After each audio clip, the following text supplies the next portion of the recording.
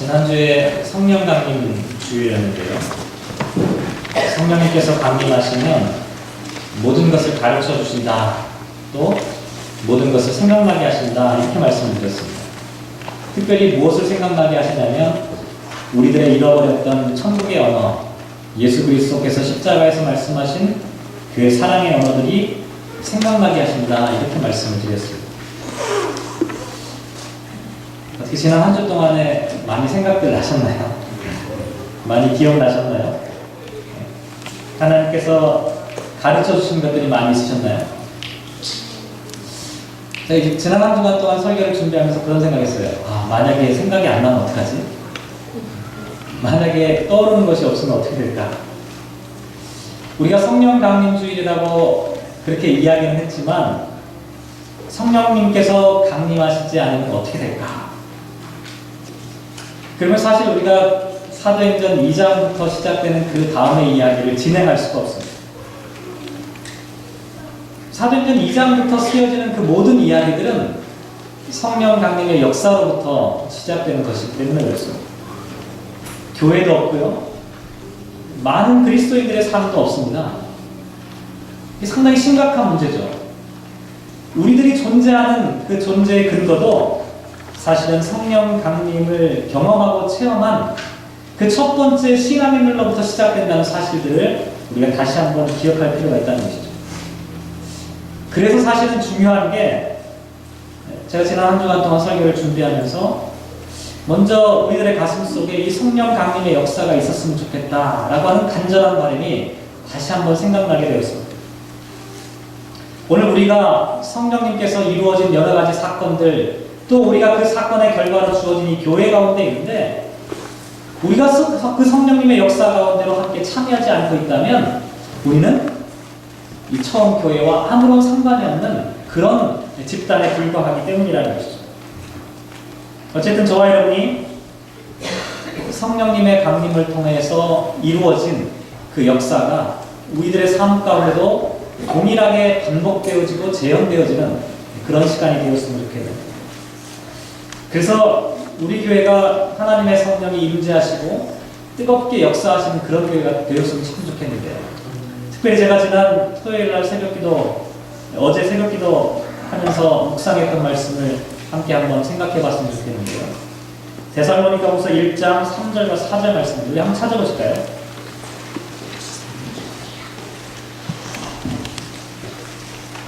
데살로니가후서 1장 3절과 4절입니다. 같이 한번 읽어보겠습니다. 데살로니가후서 1장 3절과 4절 시작. 형제들아, 우리가 너희를 위하여 항상 하나님께 감사할지니 이것이 당연함은 너희의 믿음이 더욱 자라고 너희가 다 각기 서로 사랑함이 풍성함이니 그러므로 너희가 견디고 있는 모든 박해와 환난 중에서 너희 인내와 믿음으로 말미암아 하나님의 여러 교회에서 우리가 친히 자랑하노라. 이 말씀은 어떤 말씀이냐면 사도 바울이 데살로니가 교회를 칭찬하고 자랑하는 그 이유에 대해서 말씀하고 있는데요. 크게 세 가지를 말씀하고 있죠. 하나는 뭐냐면 교회의 믿음이 자라나고 있다. 데살로니가 교회의 성도들의 믿음이 지금 성장하고 있다라고 하는 사실이었고, 두 번째는 뭐냐면 데살로니가 교회가 사랑이 풍성한 교회다라고 하는 것을 말씀하고 있습니다.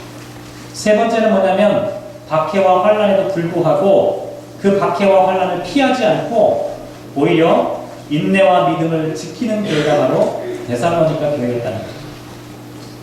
바라기는 저와 여러분, 우리 교회도 믿음이 성장하는 교회가 되었으면 좋겠고 사랑이 풍성한 교회가 되었으면 좋겠고 박해와 환난과 고통 가운데서도 그것을 피하지 않고 이겨낼 수 있는 넉넉한 믿음이 넘치는 그런 교회가 되었으면 참 좋겠습니다.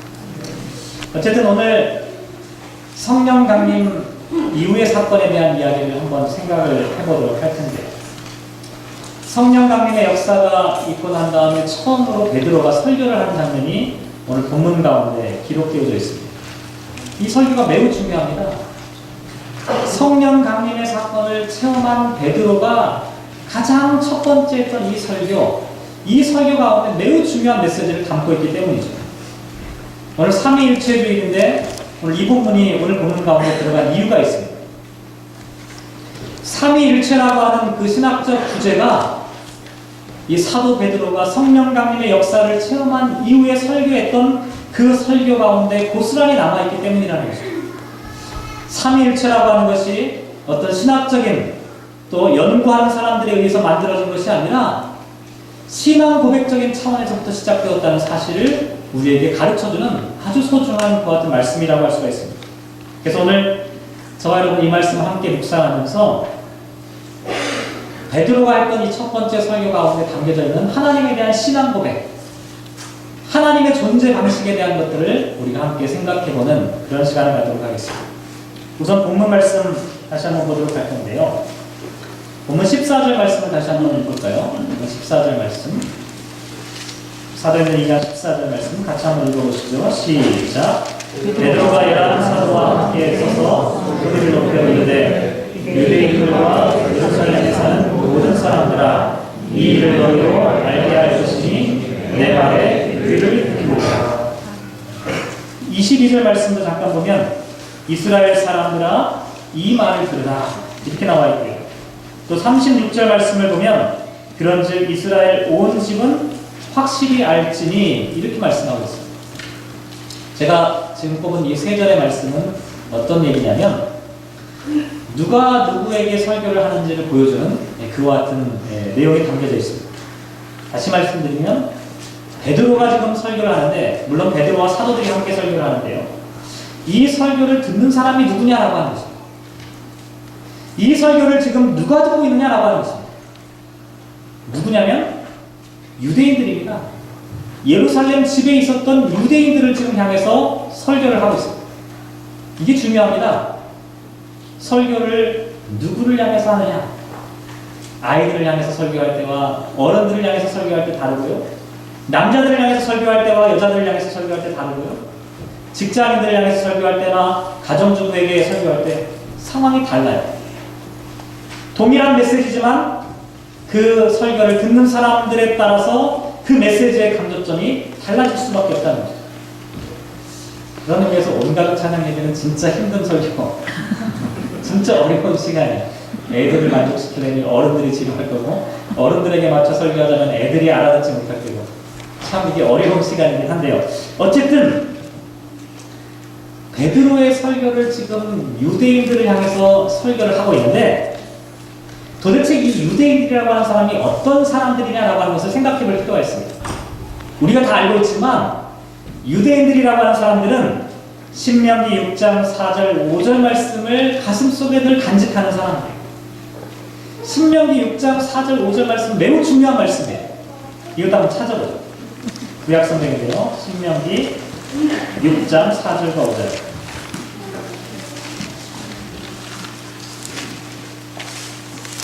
신명기 6장 4절과 5절 제 성경책으로 364페이지에 있는데요. 같이 한번 읽어보겠습니다. 시작. 이스라엘아 들으라. 우리 하나님 여호와는 오직 유일한 여호와이시니 너는 마음을 다하고 뜻을 다하고 힘을 다하여 내 하나님 여호와를 사랑하라. 유대인들은 이 말씀을 가장 사랑하는 거예요. 이 말씀을 너무너무 사랑해가지고 이마 위에다가 또 집에다가 눈에 보이는 곳곳에다가 이 말씀을 써가지고 붙여놨어요. 문지방에 써놨어요. 문지방을 넘어갈 때마다 이 말씀이 보이도록 하기 위해서 날마다 암송하면서 기억나도록 하기 위해서 이 말씀을 기록해놨다는 거죠. 이 말씀의 가장 중요한 게 뭐냐면 우리 하나님은 유일하신 하나님이다, 한 분이신 하나님이다 라고 하는 것을 고백하는 거예요. 지금 베드로가 이와 같은 사람들을 향해서 지금 설교하고 있는 것입니다. 철저한 유일신 신앙을 갖고 있는 사람들을 향해서 설교를 하고 있다는 얘기예요. 하나님은 한 분밖에 없다라는 사실을 목숨을 걸고 지키려고 했던 사람들이 유대인이라는 겁니다. 그들을 향해 지금 무슨 설교를 하냐면 설교의 주제가 뭡니까? 예수 그리스도에 대한 설교를 하고 있다는 것이죠. 이게 한번 상상을 한번 해보실 필요가 있어요. 하나님은 오직 한 분이다. 다른 존재는 하나님이 될 수 없다라고 철석같이 믿고 있는 사람들을 향해 예수 그리스도를 설교하고 잘 생각해 보시기 바랍니다. 예수가 구세주다. 우리는 지금 너무나 이게 당연하죠. 우리가 하나님을 믿으면서 또 예수님을 믿잖아요. 그러니까 우리에게는 혼돈이 없어요. 그런데 유대인들의 입장에서 한번 생각해 보세요. 오직 하나님은 한 분밖에 없고 하나님의 자리를 누구도 침해할 수 없다. 이렇게 믿고 있는 사람들 향해서 뭐라고 설교하냐면 예수가 그리스도다. 예수가 구세주다. 예수가 메시아다라고 하는 것을 지금 설교하려고 하는 것이 베드로의 설교라고 하는 거죠. 그래서 오늘 본문 22절 말씀 한번 보실까요? 22절 말씀 보시면 같이 한번 읽어보시죠. 22절 시작. 사람 이 말을 들으라. 너희도 아는 바와 같이 하나님께서 나사렛 예수로 큰 권능과 기사와 표적을 너희 가운데서 베푸사 너희 앞에서 그를 증언하셨다. 처음에는 이 베드로의 설교를 잘 보면요, 처음에는 그와 같은 청중을 고려해가지고 아주 부드럽게 이야기합니다. 하나님의 주도권, 하나님의 유일하심을 손상하지 않으면서 지금 예수님을 설명하려고 노력하는 거예요. 그래서 23절과 24절에서도 역시 베드로는 뭐라고 얘기하냐면 하나님께서 하셨다라고 하는 것을 반복해서 얘기합니다. 유대인들이 듣기에 하나님은 유일하신 하나님 맞아, 하나님이 하셨어 라고 하는 것을 강조하는 그와 같은 표현법들을 사용하셨다는 거예요. 하나님께서 예수님을 십자가에 죽게 하셨고 부활하게 하셨고 이 모든 것들이 하나님이 하신 거야, 이렇게 설명한다는 거예요. 왜 이런 방식의 설명을 지금 하고 있냐면, 다시 말씀드리지만 유대인들은 오직 하나님 한 분에 대한 유일신 신앙을 갖고 있는 그와 같은 사람들이었기 때문이라는 거죠. 그런데 베드로의 설교를 자세히 분석해보면요, 점점 예수 그리스도에 대한 그 하나님 되심을 설명하는 것으로 이야기를 전개해 나가고 있는 것을 보게 됩니다. 25절과 28절 말씀, 이 말씀 보시면 여러분의 성경책 보면 한 칸이 들어가 있습니다. 이게 무슨 얘기냐면 인용한 거예요. 어디서 인용했냐면 구약 성경에서 인용을 했는데 시편 16편 8절부터 11절까지 나와 있는 내용들을 그대로 인용했어요. 제가 한번 읽어볼게요. 거의 똑같은데요. 내가 여호와를 항상 내 앞에 모시며 그가 나의 오른쪽에 계심으로 내가 흔들리지 아니하리로다. 이러므로 나의 마음이 기쁘고 나의 영도 즐거워하며 내 육체도 안전히 살리니 이는 주께서 내 영혼을 스올에 버리지 아니하시며 주의 거룩한 자를 멸망시키지 않으실 것임이니라. 주께서 생명의 길을 내게 보이시니 주의 앞에는 충만한 기쁨이 있고 주의 오른쪽에는 영원한 즐거움이 있다. 이렇게 고백하고, 이게 구약에 나와 있는 시편에 있는 말씀입니다. 여기에는 나와 있는 이 시편은요, 다윗의 시편으로 알려져 있는데 베드로가 지금 이 시편을 인용한 까닭은 뭐냐면 주의 거룩한 자를 멸망시키지 않을 것이다 라고 하는 이 고백이 예수 그리스도의 부활을 증거한다라고 보았기 때문에, 다시 말씀드리면 사도 베드로는 1000년 전에 다윗이 메시아에 대한 예언을 했다, 이렇게 봤던 거죠. 1000년 전에 다윗은 메시아가 부활할 것을, 메시아가 썩음을 당하지 않을 것을 예언했다라고 하는 것을 말하고 있다는 거죠. 그러면서 30절, 31절의 말씀 보면 계속해서 다윗이 자손 중에 메시아가 태어날 것과 그리고 부활의 능력을 지니신 분이 바로 메시아의 본질이다라고 하는 것을 예언한 것으로 이렇게 말씀하고 있습니다. 베드로가 지금 말하려고 하는 말은 뭐냐면 이 시편에서 예언되어져 있는 다윗을 통해서 예언된 그분이 누구냐? 바로 나사렛 예수다라고 하는 것을 밝혀주고자 하는 거죠. 또 36절 한번 보실까요? 36절 말씀 한번 읽어보겠습니다. 시작. 그런즉 이스라엘 온 집은 확실히 알지니 너희가 십자가에 못 박은 이 예수를 하나님이 주와 그리스도가 우리에게 하셨다. 여기도 물론 하나님이 하셨다라고 하는 표현 방법을 쓰고 있습니다. 그런데 베드로는 뭐라고 얘기하고 있냐면 지금 예수님께서 주님이시고 그리스도다, 이렇게 말씀하고 있다는 거죠. 다시 한번 머릿속에 한번 정리를 해보시기 바랍니다. 하나님은 한 분, 유일하시다 라고 하는 유일신 신앙을 믿고 있는 유대인들에게 설교하면서 예수님은 주님이시다, 예수님은 그리스도다, 예수님은 메시아다, 1000년 전에 다윗을 통해서 예언된 바로 부활하신 그분이 바로 나사렛 예수이다라고 하는 것을 증언하고 있다. 참 이게 쉽지 않은 문제예요. 지금 많은 기독교인들이야 당연히 그것을 아멘으로 받아들이겠지만 한번 생각해 보시기 바랍니다. 왜 베드로가 이렇게 얘기를 했습니까? 만약에 예수님께서 그냥 위대한 인물 중에 한 분이었다면 주님이라고 할 필요가 없었을 것입니다.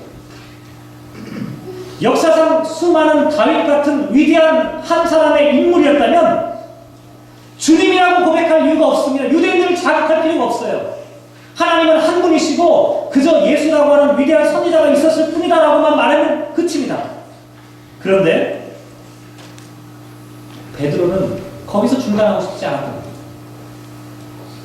예수님께서는 구약 성경에 예언되어져 있는 그 메시아다라고 하는 사실을 분명하게 나타내길 원했다는 것이죠. 베드로의 설교의 주제는 바로 예수 그리스도가 바로 하나님이시라고 하는 것을 나타내기 위한 그와 같은 설교였다는 거죠. 그런데 베드로의 설교를 잘 살펴보면요, 거기에서만 그치고 있는 게 아니라 오늘 본문 바로 앞에 나와 있는 내용인데요. 17절 말씀 한번 보실까요? 17절 말씀. 찬양팀에서 찬양했던 찬양의 가사 중에 하나가 이게 있죠. 17절 말씀 같이 한번 읽어볼게요. 시작. 하나님이 말씀하시기를 말씀에 대한 내용을 모든 육체에 부어주니 너희의 자녀들은 예언할 것이고 너희의 젊은이들은 환상을 보고 너희의 늙은이들은 꿈을 꾸리라. 그 뒤에 이어지는 말씀도 계속해서 21절까지 전부 다 해당되는 말씀인데요. 지금 베드로가 이 말씀도 인용하고 있어요. 이 요엘서에 나와 있는 말씀이잖아요. 베드로가 이 말씀을 인용한 것은 앞에서 다윗의 시를 인용한 것과 거의 같은 의미를 갖고 있습니다. 구약 성경을 잘 알고 있었던 유대인들에게 요엘에 기록되어져 있는 이 말씀을 말씀하면서 여기에서 말하고 있는 주의 영이 임하신다라고 하는 이 사건이 바로 오순절 성령 강림 사건을 통해서 임하셨던 바로 그 성령님과 같은 분이다라고 하는 사실을 지금 설명하기 위해서라고 합니다. 구약 성경에 예언되어져 있던 그 하나님의 영, 그분이 바로 오순절 마가의 다락방 가운데 임재하셨던 그 성령님과 같은 분이시다라고 하는 것을 말하고 있다. 중요한 것은요, 사도 베드로가 상당히 위험한 작업을 지금 하고 있는데 유대인들을 향해서 예수가 그리스도이시다. 우리가 경험했던 그 성령님이 바로 구약에 예언되어진 하나님의 영이시다. 성령 하나님이다라고 하는 것을 지금 말하고 있다는 거죠. 이게 열심히 공부해서 얻어진 지식이 아닙니다. 노력하고 연습해가지고 얻은 결과가 아니었습니다. 아마 베드로 자신도 당혹스러웠을지도 모릅니다. 자기 자신도 철저하게 유일신신앙을 믿고 있는 그와 같은 유대인이었기 때문에 그렇습니다. 그런데 자신이 체험한 겁니다. 예수님을 체험한 겁니다. 성령 하나님에 대한 역사를 체험하게 되니까 예수님을 주님이라고 고백하지 않을 수가 없었던 것입니다. 성령님을 하나님이라고 고백하지 않을 수가 없었던 것입니다. 한번 생각해 보시기 바랍니다. 성령 강림의 역사를 체험하기 전에 베드로와 체험한 이후의 베드로의 모습. 아마 베드로 자신도 깜짝 놀랐을 것입니다. 이게 베드로에게만 일어난 특별한 현상이 아니었습니다. 마가의 다락방에 함께 모여있던 모든 성도들에게 하나님의 성령이 부어지는 순간에 모든 사람들의 삶이 완전히 바뀌게 된다는 것을 이들이 경험하게 되었다는 것이죠. 베드로가 이렇게 인격적으로 성령 하나님을 체험하고 성령 하나님의 은혜를 받게 되니까 성령 하나님이 바로 하나님이시라는 것을 고백하지 않을 수가 없습니다. 구약에서 예언된 그 하나님의 영이 바로 이와 같은 하나님의 영이시구나. 구약에서 예언된 다윗의 예언이 바로 성자 예수 그리스도에 대한 예언이구나라고 하는 사실을 마음속 깊이 확신하게 된다. 그래서 그 성령님과 그 예수님에 대한 이야기를 사람들에게 가르쳐 주려고 이 말씀을 시작하게 됩니다. 그래서 33절 한번 보실까요? 33절 말씀. 33절 말씀 같이 읽겠습니다. 시작. 하나님이 오른손으로 예수를 높이시매 그가 약속하신 성령을 아버지께 받아서 너희가 보고 듣는 이것을 부어주십니다. 33절에 보면 성부 하나님, 성자 예수님, 성령 하나님에 대한 이야기가 한꺼번에 들어가 있습니다. 하나님의 오른손으로 예수님을 높이시고 그가 약속하신 성령님을 아버지께 받아서 너희가 보고 듣는 이것을 우리들에게 부어주셨다. 성부 하나님과 성자 예수님과 성령 하나님께서 이 구원의 사역을 지금 이루고 계시다라고 하는 것을 설명하고 있는 그와 같은 내용이라고 하죠.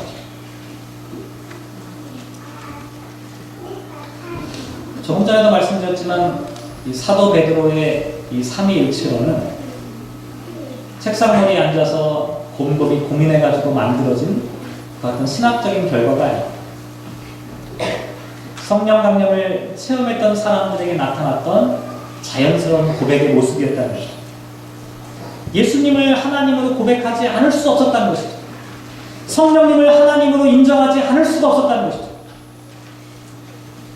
우리가 삼위일체라고 하는 것을 생각해 볼 때 많은 분들이 오해하는 것은 뭐냐면 말도 되지 않는 3은 1이고 1은 3이다라고 하는 이 엉터리 수학 공식을 머릿속에 입력하려고 노력한다는 거죠. 어떻게 3이 1이고 1이 3이 되겠습니까? 설명이 안 되는 방법이에요. 믿음이 좋은 사람은 그냥 3은 1이고 1은 3이라는 것을 우격다짐으로 믿어야 된다. 이렇게 보통 생각합니다. 그러나 성경은 우리에게 그렇게 가르치지 않습니다.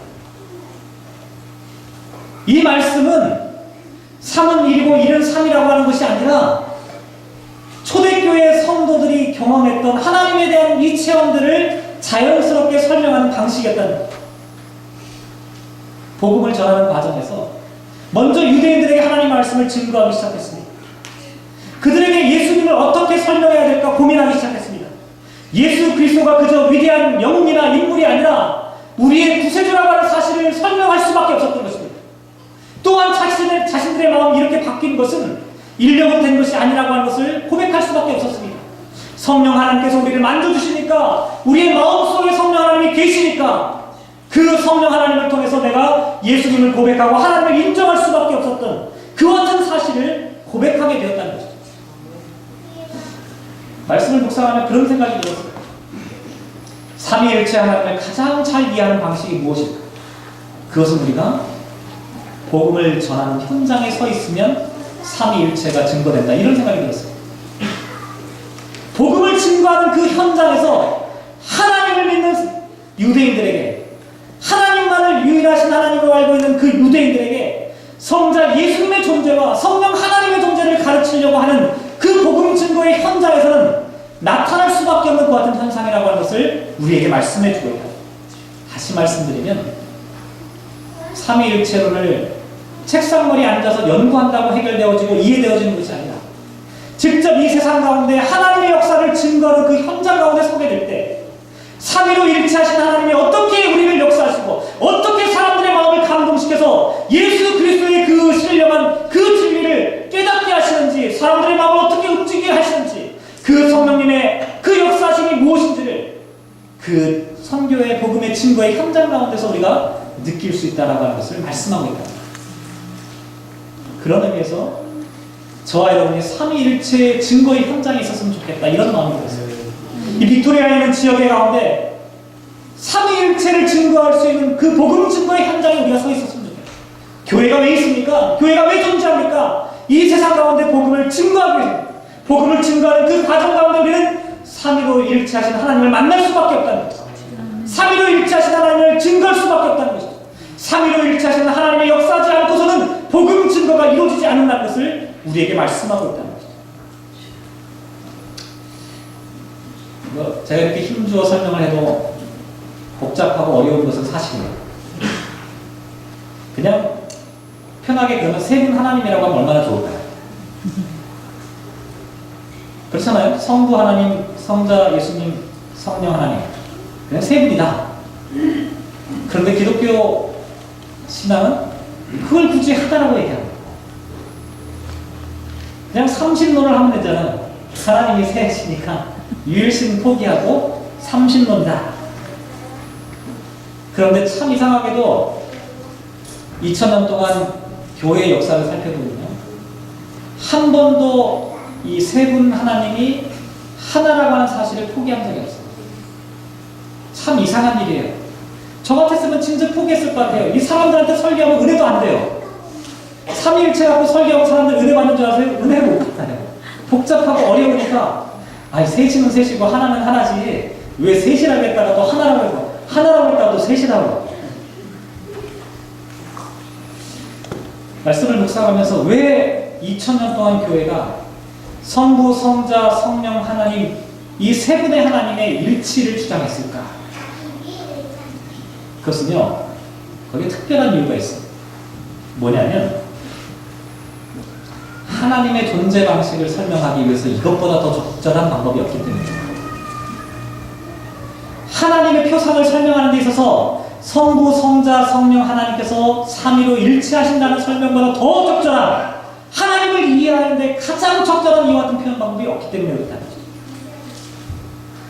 성부 하나님과 성자 예수님, 성령 하나님께서 상호 독립적으로 개별적으로 아무런 관계도 없이 독자적으로 존재하는 것이 아니라 서로 긴밀한 관계에서 서로 결합되어진 관계로 서로 일치 가운데 성부 하나님 안에 성자 예수님이 계시고 성자 예수님 가운데 성령 하나님이 계시고 성령 하나님은 또한 성부 하나님 가운데 계시는 이 삼위로 계신 하나님이 서로 연결되어지고 융합되어지는 그와 같은 독특한 관계가 바로 하나님의 표상이라고 하는 것을 우리에게 말씀하고 있다. 제가 주보 안에 로뎀나무 안에 그 교수님의 글 하나를 인용해 놨습니다. 이문균 교수님께서 쓰신 그 삼위일체 신관에서 본 기독교 인간이해라고 하는 논문이 있는데 그 논문에서 조금 인용을 해봤는데 삼위일체 하나님의 특성을 다음과 같이 설명을 하고 있는데요. 모든 존재의 궁극적인 원리, 만물의 창조자인 하나님은 비인격적인 존재가 아니라 인격적인 존재입니다. 하나님은 처음부터 계신 분으로서 어떤 다른 것에 기원하고 있지 않지만 그럼에도 하나님의 본성은 비관계적인 존재가 아닙니다. 성부가 누구인지는 오직 성자와 성령과의 관계 속에서만 이야기될 수 있습니다. 성자는 성부와 성령과의 관계에서, 성령은 성자와 성부와의 관계 속에서만 누구인지를 말할 수 있습니다. 하나님은 새 인격으로 계시기에 하나님이십니다. 관계 가운데 있지 않은 고독한 유일신은 생각조차 할 수 없습니다. 라고 말하고 있습니다. 하나님을 이해하는 독특한 방식이에요. 하나님을 우리가 제대로 이해할 수 있는 유일한 방법이 성부, 성자, 성령 하나님의 이 관계를 통해서 하나님을 바라보지 않으면 우리가 하나님에 대해서 비인격적인 허상적인 존재를 바라보기 쉽다는 것이죠. 하나님은 삼위로 일체하신 하나님이라는 거예요. 그래서 요한복음 14장 10절 말씀에 보면 내가 아버지 안에 거하고 아버지께서 내 안에 거하신다라고 하는 말씀을 하신 이유가 바로 거기에 있습니다. 이 말씀을 전에도 한번 말씀드렸는데요. 초대교회 교부였던 다메섹의 요한이라고 하는 교부는 성부, 성자, 성령 하나님께서 상호 침투와 함께 하심으로 하나 된다. 이렇게 설명하고 있습니다. 상호 침투와 하나됨으로 하나를 이루신다. 그때 말씀드린 그 기억이 나는데 상호 침투라고 하는 것은요. 이 단어는 어떤 의미를 갖고 있냐면 몇 사람이 함께 손을 붙잡고 춤을 추는 장면을 얘기해요. 남자 무용수, 여자 무용수 할 것 없이 몇 사람의 무용수들이 함께 어울려서 손을 잡고 빙글빙글 원을 부리며 원형의 춤을 추는 모습을 상호 침투라고 하는 단어 가운데서 표현하고 있습니다. 함께 무용수들이 춤을 어울려서 추는데 그 춤은 개별적인 춤이 아니라 하나의 춤이 이루어지고 있다는 거죠.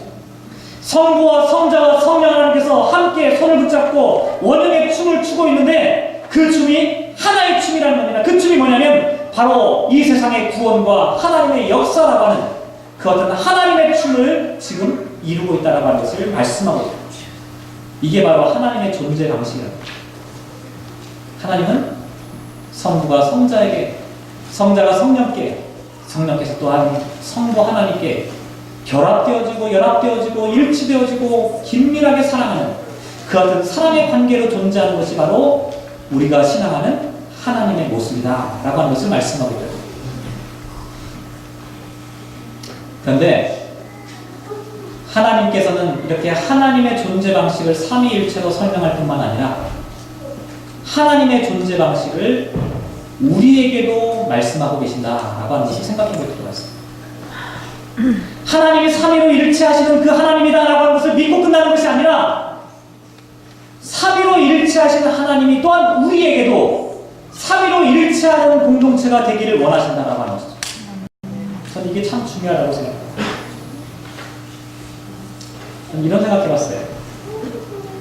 성부, 성자, 성령 하나님이 손을 붙잡고 춤을 추신다고 말씀드렸잖아요.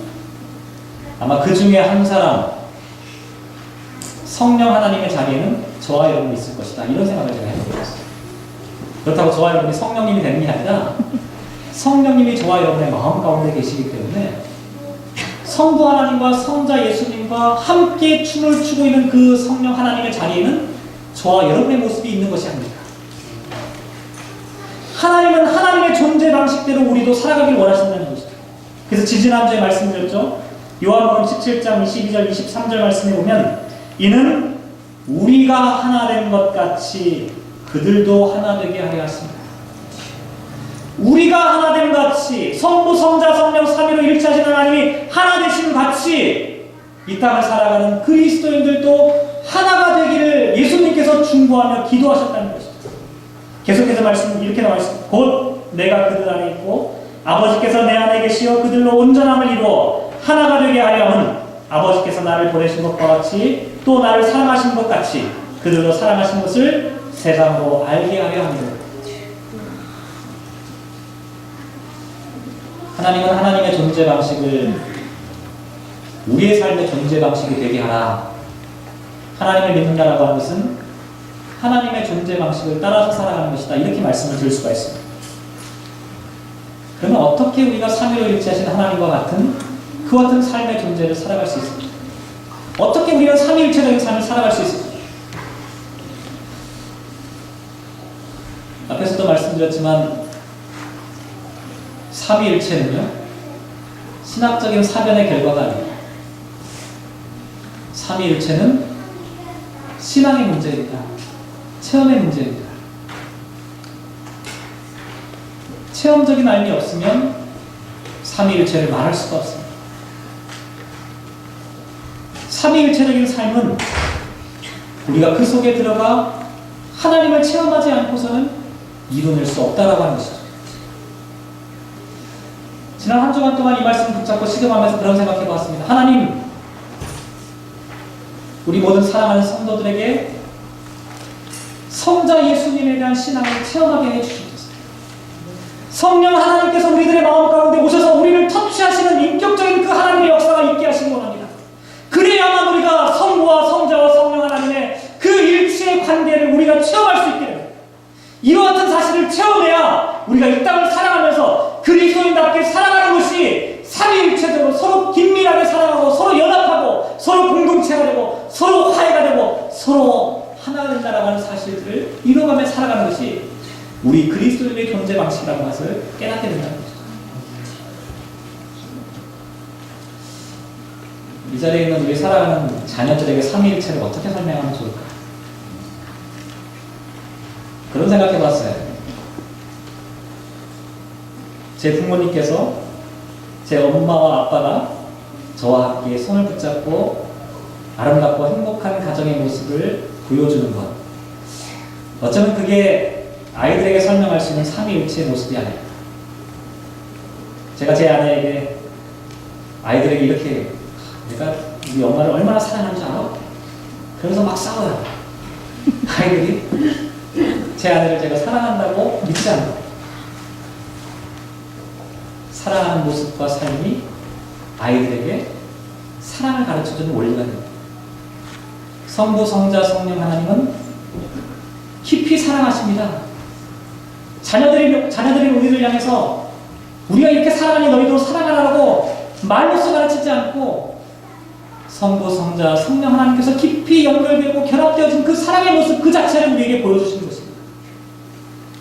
우리가 이 땅에서 삼위일체를 증거할 수 있는 방법은 사람들 향해 사랑하라고 얘기하는 것이 아닙니다. 사람들 향해서 기독교의 진리는 사랑이라고 말하는 것이 삼위일체 하나님을 증거하는 방식이 아니라는 것입니다. 우리가 이 땅에서 삼위일체 하나님을 증거하는 방식은 우리가 진실로 사랑하며 살아가는 것입니다. 진실로 섬기며 살아가는 것입니다. 정말로 복종하며 성부가 성자께, 성자가 성령께 그렇게 깊이 사랑하시는 것처럼 우리의 삶이 사랑으로 하나가 될 때 삼위일체 하나님을 증거할 수 있게 된다는 것이죠. 사랑하는 성도 여러분, 오늘 설교 제목이 이스라엘의 온 집은 확실히 알지니, 빅토리아에 있는 온 집은 이 사실을 확실히 알았으면 좋겠습니다. 빅토리아에 있는 모든 성도들은 이 사실을 확실히 알았으면 좋겠습니다. 하나님은 삼위일체하시는 깊은 사랑 가운데 계신 하나님이십니다. 저와 여러분도 이 땅을 살아가면서 삼위일체로 하나님의 사랑을 이 땅 가운데 실현하는, 하나님의 사랑을 이 세상 가운데 보여줄 수 있는 그와 같은 삼위일체의 성도로 살아갔으면 참 좋겠습니다.